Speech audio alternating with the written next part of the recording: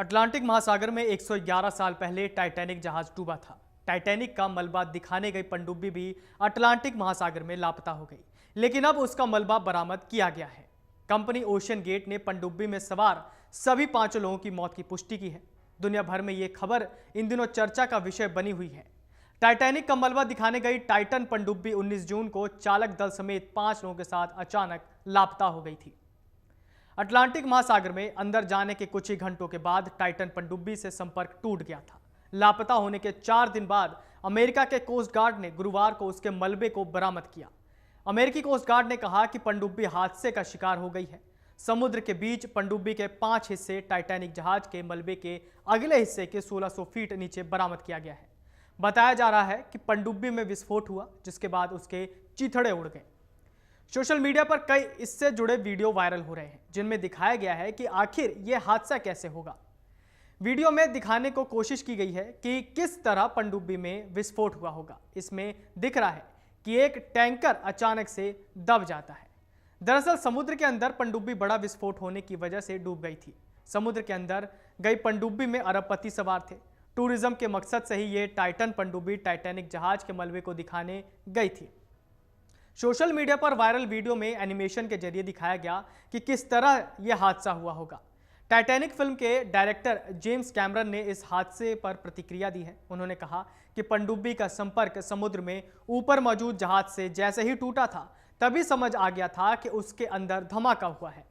उन्होंने कहा कि टाइटैनिक जहाज डूबने और टाइटन सबमरीन में ब्लास्ट होने वाली दोनों घटनाओं के समय चेतावनी को ताक पर रख दिया गया था। उनका कहना है कि 1 घंटे के बाद हमें पनडुब्बी में विस्फोट होने की पुष्टि हो चुकी थी। सबमरीन के लापता होते ही जोरदार धमाके की आवाज आई थी। हाइड्रोफोन यानी कि पानी में ध्वनि तरंगों को पता लगाने वाला यंत्र है, उस पर इस आवाज को सुना गया था। ट्रांसपोंडर का खोना और संचार का टूटना, मुझे पता चल चुका था कि क्या हुआ है। पनडुब्बी फट गई थी। अब जान लीजिए कि 111 साल पहले अटलांटिक जहाज कैसे महासागर में डूब गया था।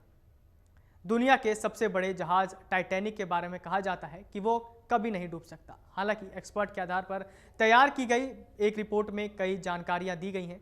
इसमें बताया गया कि टाइटैनिक को बनाते वक्त उसके अंदर कुछ खास तरह के कंपार्टमेंट को बनाया गया था। इससे अगर किसी भी वजह से जहाज का एक हिस्सा डूब जाता है तो भी उसका एक भाग नहीं डूबेगा। लेकिन इस तरह जहाज को डिजाइन करने के बाद भी वो कैसे डूबा, इस सवाल का जवाब वैज्ञानिक आज तक पता नहीं लगा पाए। कई थ्योरी में कहा जाता है कि जहाज के मुख्य हिस्से में आधी लंबाई तक सुराख हो गया था, जिसकी वजह से टाइटैनिक डूब गया। रिपोर्ट्स के मुताबिक अटलांटिक महासागर में ज्यादा स्पीड में जहाज चलाने पर सम्मान मिलता है। इसमें एक ब्लू बैंड दिया जाता है।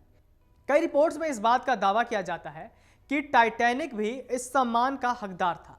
इसकी वजह से ब्लू बैंड को पाने के लिए अटलांटिक में उसकी स्पीड को बढ़ा दिया गया था। टाइटैनिक साउथहैम्पटन से न्यूयॉर्क तक अपनी पहली यात्रा पर था। टाइटैनिक की स्पीड को लेकर भी सवाल खड़े किए जाते हैं। टाइटैनिक के कैप्टन स्मिथ के ऊपर आरोप लगाए गए थे कि वो अटलांटिक को जल्द से पार करना चाहते थे। इसकी वजह से वो तेज स्पीड में जहाज को चला रहे थे।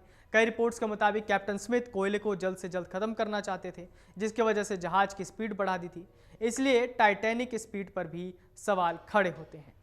अमर उजाला अब आपके टीवी पर भी।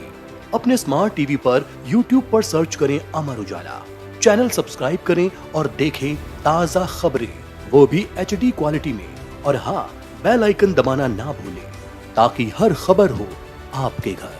अमर उजाला, निष्पक्ष, निर्भीक, निरंतर।